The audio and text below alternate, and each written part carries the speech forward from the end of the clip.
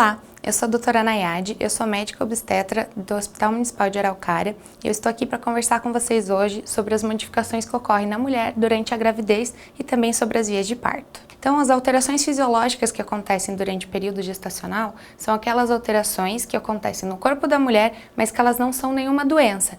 Elas são simplesmente alterações e adaptações naturais do corpo da mulher à gravidez. No início, a gente tem alterações no útero, que ele precisa ser relaxado, tanto a sua musculatura quanto os ligamentos, para que ele consiga crescer e comportar o bebê e o líquido e a placenta. Até o final da gestação, o útero vai ter aumentado o seu volume de 500 até 1000 vezes. Enquanto a gente está grávida, o útero começa escondidinho lá dentro da pelve da mulher e ele vai subindo conforme a idade gestacional avança e o útero assim também aumenta de tamanho. Por volta das 12 semanas, o útero está começando a sair da cavidade pélvica, que é embaixo dali do ossinho púbico da mulher, e vai começar a entrar dentro da cavidade abdominal. Aqui a gente tem circulado a altura uterina quando a gente está de 12 semanas de gestação. Entre 12 e 16 semanas, o útero cresce um pouco mais, sendo possível a gente, os médicos, sentir o útero durante as avaliações no pré-natal e também nas consultas de emergência. Nesse período, a gente também consegue escutar o coraçãozinho do bebê através de uma avaliação com um Doppler. Aqui está circulada a altura uterina quando a gente está de 16 semanas. Por volta das 20 semanas, em praticamente todas as gestantes, o útero já está alcançando a altura da cicatriz umbilical. A gente tem mudanças também no colo do útero. Assim que a gente engravida, ele começa a ser mais vascularizado, ele também amolece e fica mais inchado, que é o edema.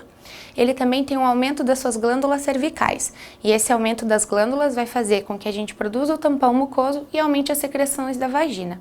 O tampão mucoso, aquele conjunto de secreção, aquela secreção mais espessa que fica dentro do canal cervical da mulher.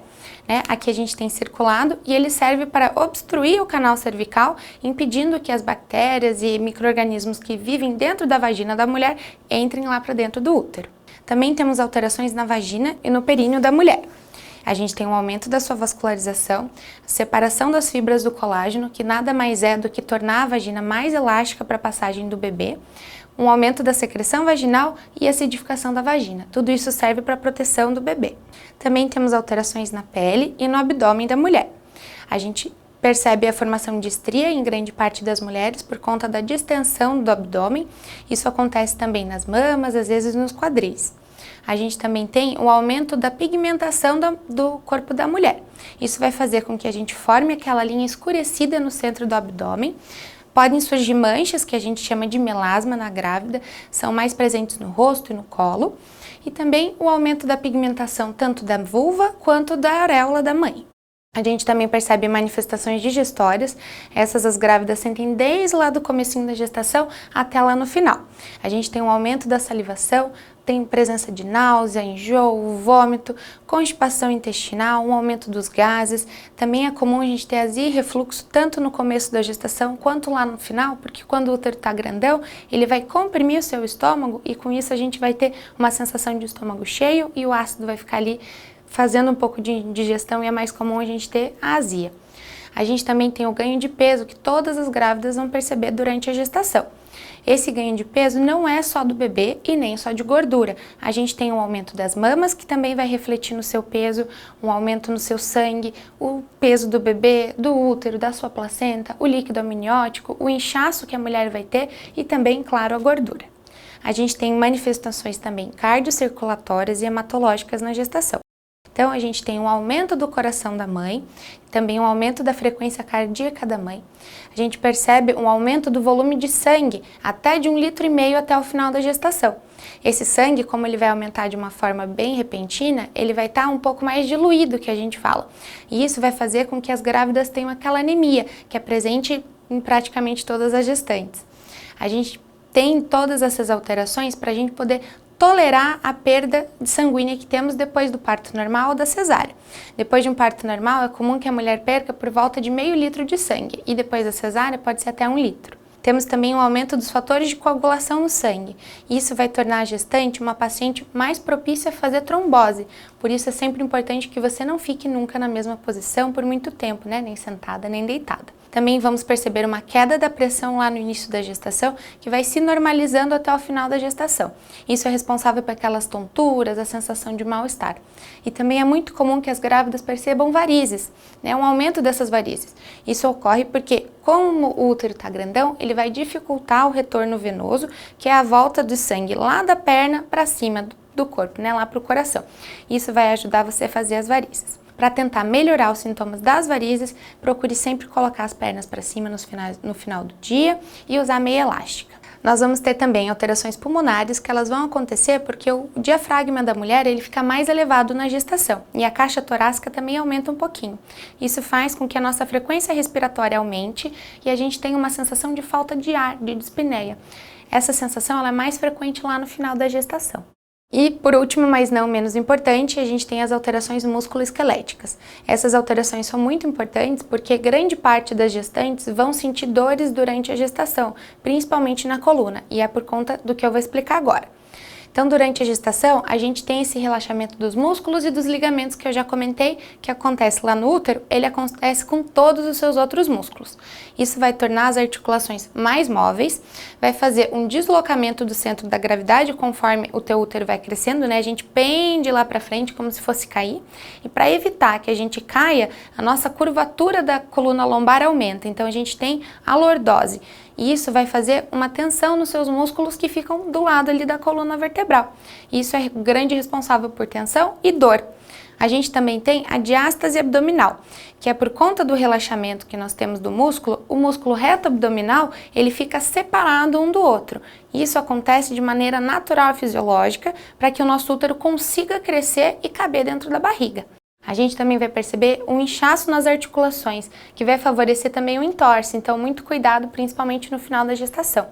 E todo esse inchaço das articulações pode fazer aprisionamento de nervos, o que vai fazer a sensação de formigamento e parestesia, principalmente ali nas mãos e nos membros superiores. Dito isso, vamos agora para as vias de parto. A gente tem duas maneiras do bebê nascer. Ele pode nascer de parto normal ou ele pode nascer de cesárea. Primeiro eu vou conversar com vocês sobre o parto normal. Ele é dividido em 4 períodos, o período da dilatação, da expulsão, da dectação e o Greenberg, que é o 4º período. Vamos começar pela dilatação. Então, a gente tem esse período dividido em outros 2. O primeiro é a fase latente e o outro é a fase ativa. A fase latente é um período onde nós temos contrações, mas elas são contrações mais leves, com intervalos ali maiores do que 5 minutos, mas elas já são regulares. Nesse período a gente não tem mudanças no colo do útero tão rápidas, elas costumam ser mais lentas. Em geral, a mulher está ali com dilatação de até 5 centímetros.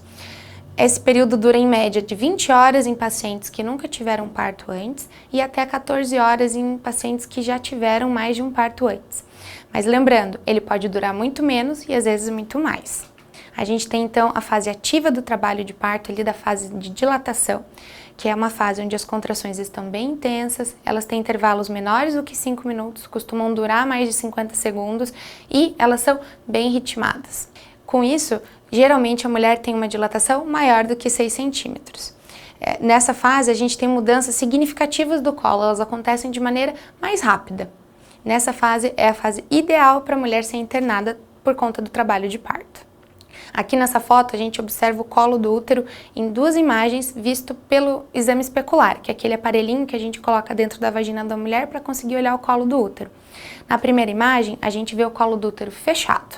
E na segunda imagem, a gente vê o colo do útero aberto e a bolsa brilhando lá no fundo da vagina.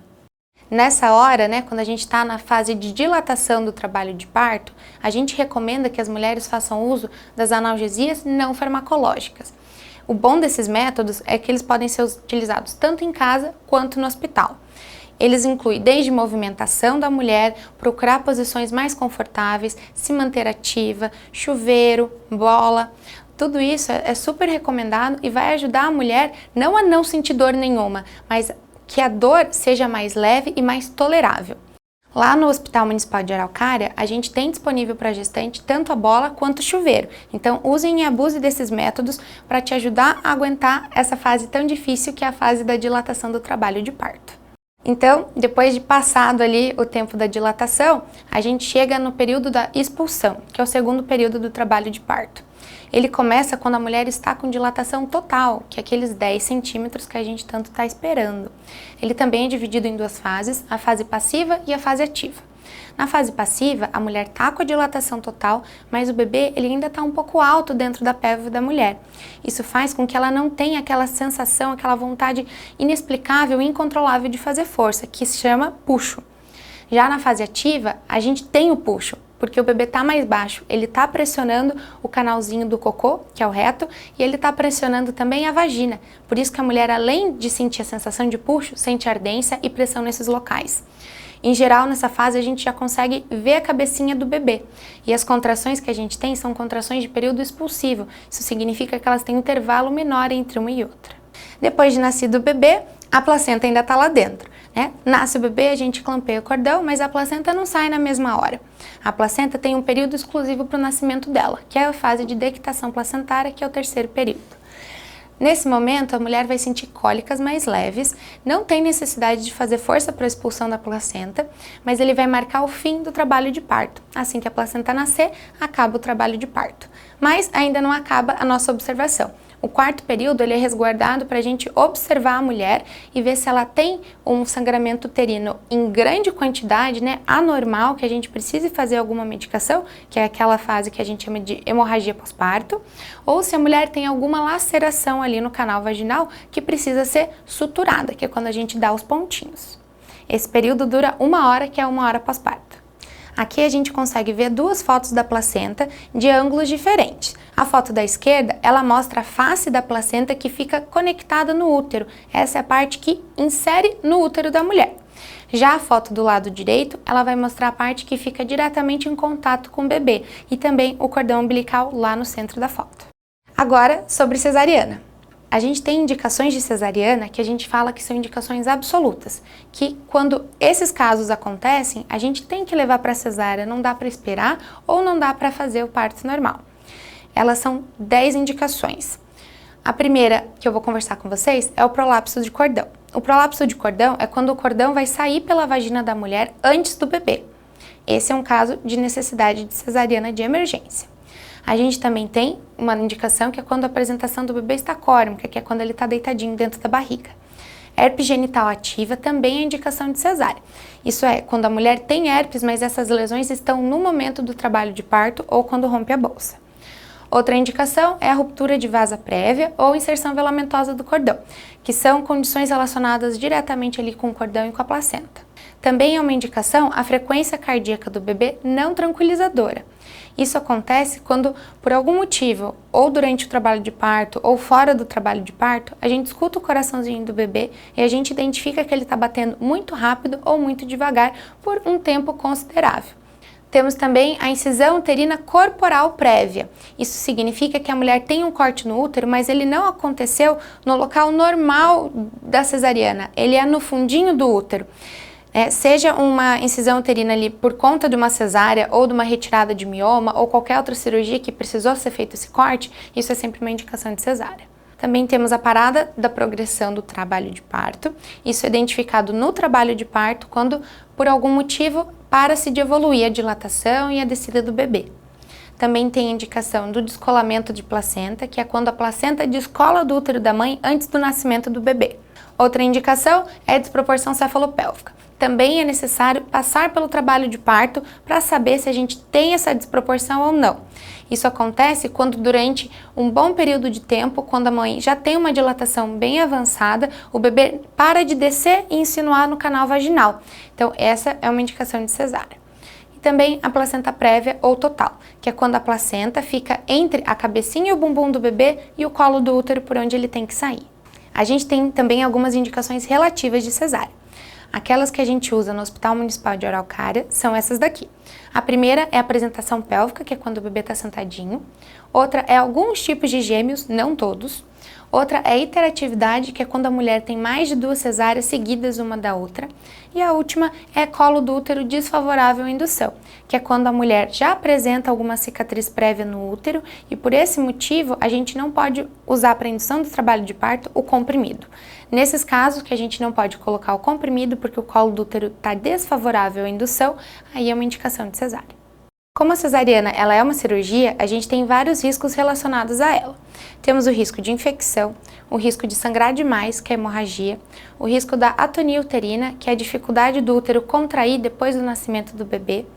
Também podemos precisar de uma retirada do útero, que a gente chama de esterectomia, que acontece principalmente por conta da atonia uterina que acabei de explicar. E com tudo isso a gente tem um risco aumentado, tanto de transfusão sanguínea quanto de precisar ir para UTI. Também temos aquelas complicações que são mais superficiais, que elas são decorrentes da cicatrização não estética da ferida operatória. Isso também pode incomodar a mulher depois da cesariana. A gente tem também os riscos relacionados ao procedimento anestésico, tanto complicações quanto reações por conta da medicação que é utilizada. E temos o risco de morte por conta do próprio procedimento cirúrgico e da condição da mãe antes de fazer esse procedimento. A gente tem aqueles riscos que são complicações tardias. A principal, que sempre é falada, é a chance aumentada de fazer ruptura uterina. Ruptura uterina é quando o útero se rompe ou durante a gravidez ou durante o trabalho de parto. Quando a gente tem uma cicatriz ou mais, a gente tem esse risco aumentado. Para que esse risco seja diminuído, a gente recomenda que vocês esperem pelo menos 2 anos entre um nascimento e o outro, quando o nascimento anterior foi cesariana.